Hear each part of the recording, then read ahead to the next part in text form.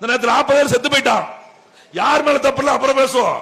40 பேர் செத்து போயிட்டான். அருணா ஜெகதீசன் தலைமையில ஒரு நபர் ஆணை அமைச்சாரு ஸ்டாலின். திமுக காரெல்லாம் பெருமையா பேசுவான். பாத்தீங்களா எங்க ஆளு செத்த உடனே நேரடியா வந்து விஜய் கூட கரூர்ல இருந்து சென்னைக்கு போயிட்டாரு. அவர் சென்னையில இருந்து நேரம் கரூருக்கு வந்துட்டாரு. நைட்டா போலீஸ போட்டாரு, ஆபீஸ கூட்டாரு, எல்லா மாநில அமைச்சர் வாங்கன்னு சொல்லிட்டாரு. திருப்பூர்ல இருந்து வாங்க, ஈரோடு என்ன சிங்கப்பூர்ல கூட்டாக, என்ன ஜப்பான்ல கூட்டாக, மாதிரி எல்லாரையும் வர வச்சு இங்க நிப்பாட்டி உடனே வந்து அருணா ஜெகதீசன் அப்படின்னு சொல்லக்கூடிய முன்னாள் நீதிபதி தலைமையில ஒரு நபர் ஆணையத்தை அமைச்சிட்டாரு அப்படிம்பாங்க. அருணா ஜெகதீசன் யார் தெரியுமா? ஸ்டெர்லைட்ல 19 பேர் சுட்டுக் கொண்டாங்க அதிமுக ஆட்சி காலத்துல. அதை ஆய்வு செய்வதற்கு அமைக்கப்பட்ட அதே ஒரு நபர் கமிஷன் அருணா ஜெகதீசன். அவங்க தான் ஆய்வு பண்ணி எஸ்பியில இருந்து எது அந்த மாவட்ட எஸ்பியில இருந்து கடைநிலை ஊழியர் வரைக்கும் தப்பு இருக்கு, அவங்க மேலெல்லாம் நடவடிக்கை எடுக்கணும் எழுதி கொடுத்துட்டாங்க. முதலமைச்சர் யாரு வந்துட்டா? கருணாநிதி பையன் ஸ்டாலின் வந்துட்டார். உடனே நம்மால நினைச்சாங்க இபிஎஸ் சுட்டாரு, நம்மால இந்த மருந்து போட்டுருவாரு அப்படின்னு. யாருக்கடா தீர்வு பிரட்டி பாக்காரு. எஸ்பியை நீங்க வேலை நீக்கணும். அப்படியா? வாங்க எஸ்பி, உங்களுக்கு பதவி உயர்வு. நீங்க தான் சுட்டீங்களா? நல்லா சுட்டீங்க, போங்க. நீங்க டிஎஸ்பி இருந்தீங்களா? எஸ்பி ஆகுங்க. இன்ஸ்பெக்டர் இருந்தா டிஎஸ்பி ஆகுங்க. எஸ்ஏ இருந்தா இன்ஸ்பெக்டர் ஆகுங்க.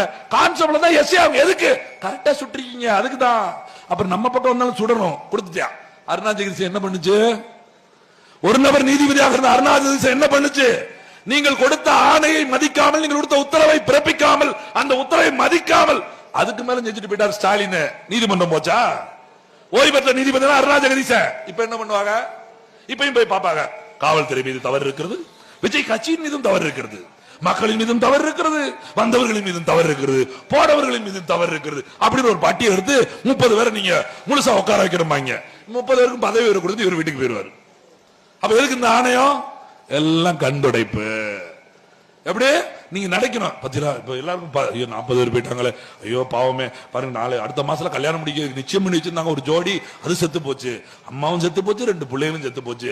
ஒரு பையன் இறந்து போயிட்டா, அது 9 மாசம் கற்பிணியா இருக்கு. அடடா என்னடா குழம்பம், 5 சின்ன பையன் செத்து போயிட்டாங்க, பொம்பளை பிள்ளை செத்து போச்சு, ஆம்பளை பையன் செத்து. இப்படி வருத்தப்பட்டுக்கிட்டு இருக்கும் போது ஆட்சி மேல நமக்கு ஒரு கொந்தளிப்பு வந்துடக்கூடாது, ஆட்சியாளர்கள் மேல கோபம் வந்துடக்கூடாது.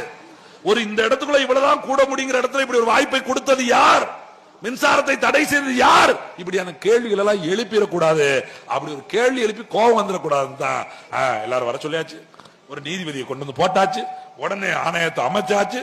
முதலமைச்சர் வந்து பார்த்துட்டாரு, ஊசியை போட்டுட்டாங்க, எல்லாரையும் கண்டுபிடிச்சிட்டாங்க. 40 பேருக்கும் 10 லட்சம் ரூபாய் அறிவிச்சாச்சு. அவ்வளவுதான், நம்மால் தூங்க போயிடும். ரொம்ப கோவம் வந்தா கோட்டர் அடிக்கணும், நம்ம அடிப்பு இருந்தா அழுப்பா இருந்தா ஆப் அடிச்சுட்டு அப்படியே குப்பர் அடிக்க விழுந்து. ஏன்னா தெருக்கு சாரா கடை நடந்து கோவம் வரக்கூடாது உனக்கு, அதுதான் கோட்டர். ஏதோ ரொம்ப நீ நியாயம் பேசிடக்கூடாது. சாரா கடை பொம்பளை